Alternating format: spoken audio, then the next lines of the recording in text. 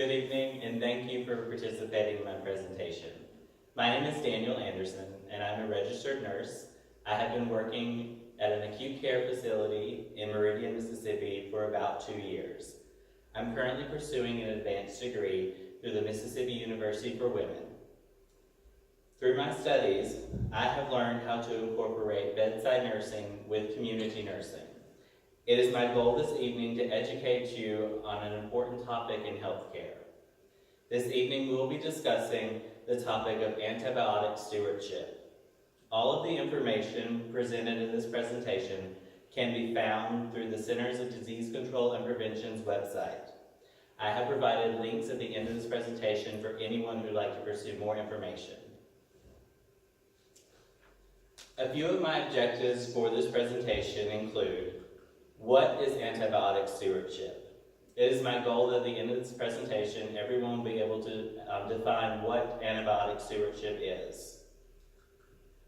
What are antibiotics? By the end of this presentation, I hope that you are able to identify at least 2 antibiotics that you may have been prescribed before or may be prescribed in the future.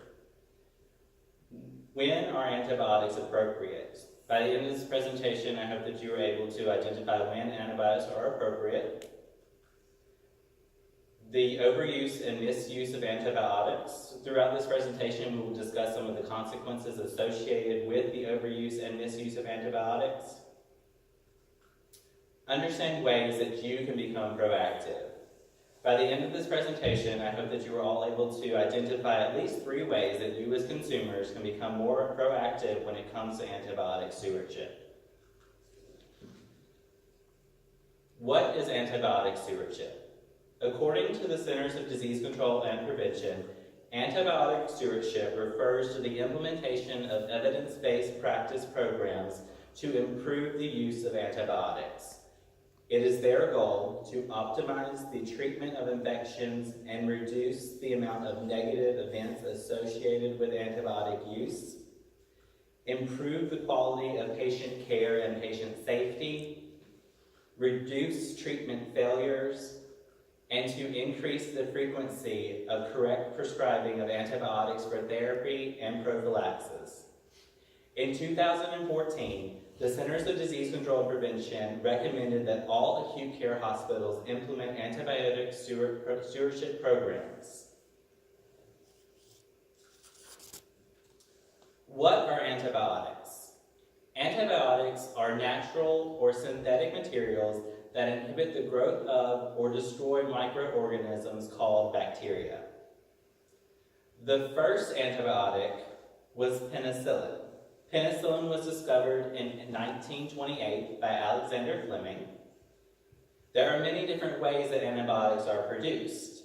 Penicillin, for example, was produced by fungus, while other antibiotics, such as streptomycin or tetracycline, are produced by soil bacteria. Some antibiotics are very specific in the types of bacteria that they are effective against. These antibiotics are called highly specialized. Other antibiotics cover a wide range of different bacteria and are known as a broad-spectrum antibiotic. With the introduction of antibiotics, there has been a great influence on modern medicine. Between 1945 and 1955, medicine knows this age as the age of antibiotics. I have listed here a few antibiotics that you may recognize. You may have been even prescribed these before. Amoxicillin, azithromycin, augmentin, clindamycin, Cipro, Levaquin, just to name a few. When are antibiotics appropriate? As we defined antibiotics before, an antibiotic is a natural or synthetic material that inhibits the growth of or destroys a microorganism called bacteria. Therefore, antibiotics are appropriate for treating certain infections caused by bacteria. They are not, however, effective against viral infections. Now we're going to look at a few common infections and see if they are appropriate for the prescribing of an antibiotic. A few common bacterial infections include strep throat, whooping cough, or urinary tract infection. These are all caused by bacteria. And as we said, antibiotic is anything that inhibits the growth of or destroys bacteria. So would an antibiotic be appropriate in these cases? Yes. Yes. Yes. There are a few infections that we're going to discuss that are caused by virus, such as the common cold, a runny nose, a sore throat with the exception of strep throat, or influenza. These are all caused by viral infections, so would an antibiotic be appropriate here? No. No. There are, however, some infections that can be either caused by a bacteria or a virus. Some of these would include a sinus infection, middle ear infection, bronchitis, or a chest cold. In these situations, it's very important to follow up with your healthcare provider to determine if you do have a bacterial infection where an antibiotic is appropriate, or a viral infection where an antibiotic is not appropriate. The overuse and misuse of antibiotics causes a lot of problems within healthcare. According to the Centers of Disease Control and Prevention, 20 to 50% of prescribed antibiotics in an acute care hospital within the United States are considered unnecessary and inappropriate. The overuse or misuse of antibiotics can lead to serious side effects. Any medication can have a side effect. For antibiotics, this could include an allergic reaction, something known as C. diff infection. What this is when the antibiotic destroys the natural bacteria, a bacteria called C. diff overgrows unchecked and causes symptoms in the body, symptoms including diarrhea. It's very appropriate to only take antibiotics when they are necessary. The misuse of antibiotics can also lead to a growing problem known as antibiotic-resistant bacteria. Since we use antibiotics to treat bacterial infections, when we have these new superbugs known as antibiotic-resistant bacteria, we do not have an effective way of treating these. These superbugs actually have caused over 2 million infections in the United States in the year, and are responsible for approximately 23,000 deaths each year.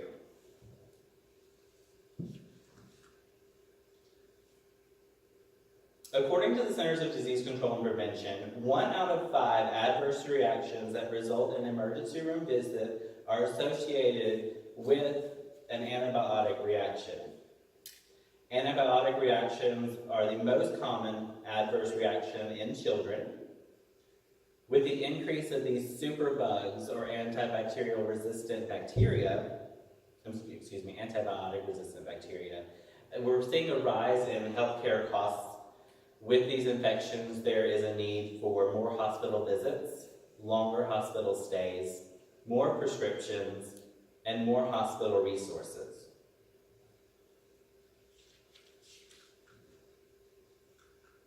Now we're going to take a look at the United States. Each of the states are color coordinated to associate the number of prescriptions prescribed annually. If you take a look at our state of Mississippi, we are the darkest colored state. This indicates that Mississippi has one of the highest number of prescribed antibiotics each year. This leads to the misuse and overuse of antibiotics. And according to the Center for Disease Control, there's approximately 269.4 million antibiotics prescribed in the United States each year. That is enough to give 4 out of 5 people in the United States one prescription. How can you become more proactive when it comes to antibiotic stewardship? It's important for you to ask questions.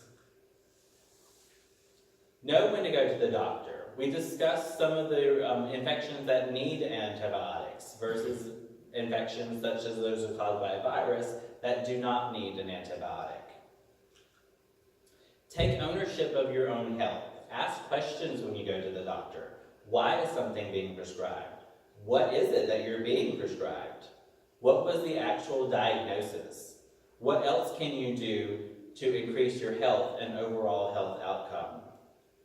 When you go to the doctor, it's important to listen to what you're being told.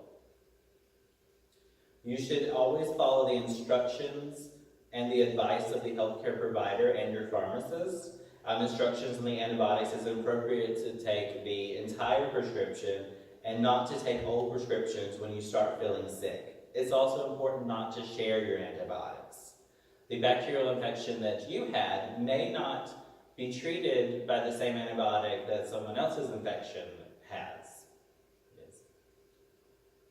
Also, knowing when to go to the doctor. If you're having any difficulty swallowing, difficulty breathing, an increasing amount of chest pain, a temperature usually over 100.6, symptoms that lasted greater than 10 days, you're unable to sleep, if you've had a recent infection and the symptoms are recurring, if you feel dehydrated or have a dry mouth, tiredness, often thirsty, low urine output, or muscle weakness, these are all reasons to go to the healthcare provider, not necessarily if you're just feeling cruddy that day.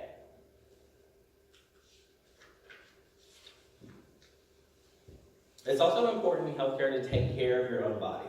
There are several recommendations provided by the Centers of Disease Control and Prevention for keeping a healthy body and having a healthy lifestyle. These would include getting an adequate amount of rest. Your body heals best whenever you are well rested. Also keeping your body hydrated. Participating in exercise routinely. Following a well-balanced diet. Washing your hands appropriately. Washing your hands is the #1 way of preventing the spread of infection according to the Centers of Disease Control and Prevention. And this is more than just using the sanitizing alcohol. You need to actually wash your hands to truly get rid of all of the bacteria. Using an antimicrobial soap as well. It's also important to avoid contact with people who you know have an active infection. Also, avoid toxic habits, things like smoking and excessive consumption of alcohol. These all hinder your body and decrease your immune system, making you more susceptible to infection. I'd now like to review our objectives for this presentation. What is antibiotic stewardship? These are programs set up by different states to make people aware of when they should use antibiotics and when they shouldn't use antibiotics and how to stay more healthy. Exactly. The antibiotic stewardship refers to the implementation of evidence-based programs to improve the use of antibiotics.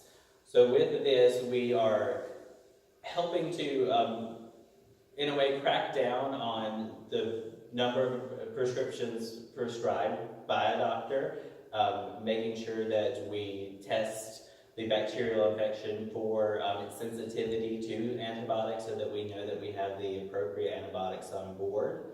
This all is used to help optimize treatment and to reduce any negative side effects associated with antibiotic use. What are antibiotics? Substances that kill bacteria. Substances that kill bacteria. Very good. Do these antibiotics work against viral infections? No. So if you are diagnosed with a viral infection, for example, we said common cold, influenza, any sort of sore throat except for strep throat, these are all caused by viruses. Would it be appropriate for you to take an antibiotic for this treatment? No. Would it have any effect? No. No.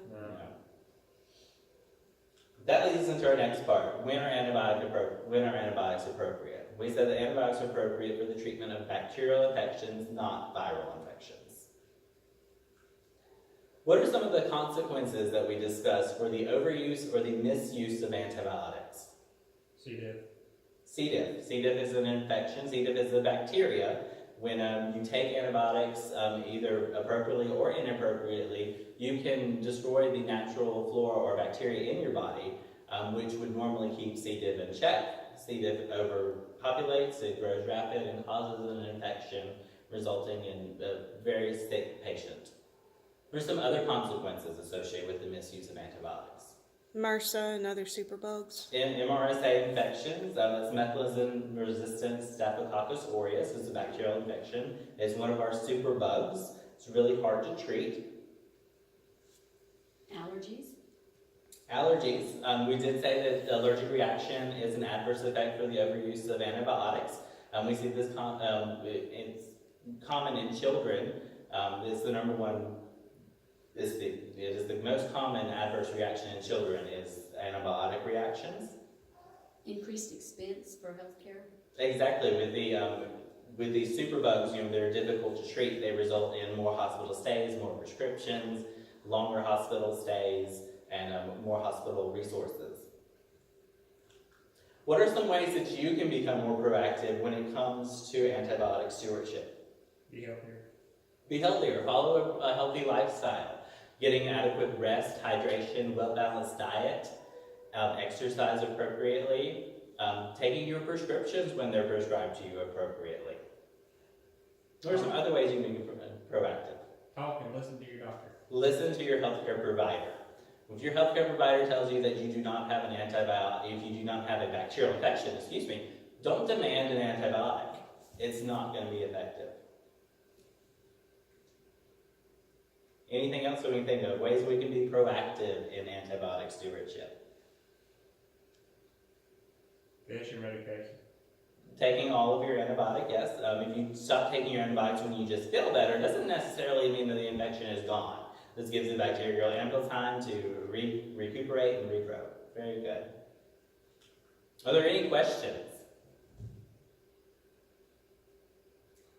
I do want to thank you all for participating in this presentation this evening. Again, my name is Daniel Anderson. I'm a registered nurse here in Meridian, Mississippi. I provided some links here for the Centers of Disease Control and Prevention. This is where all of the information you were presented with this evening came from. There are some links. I'm also available for any questions that you have afterwards.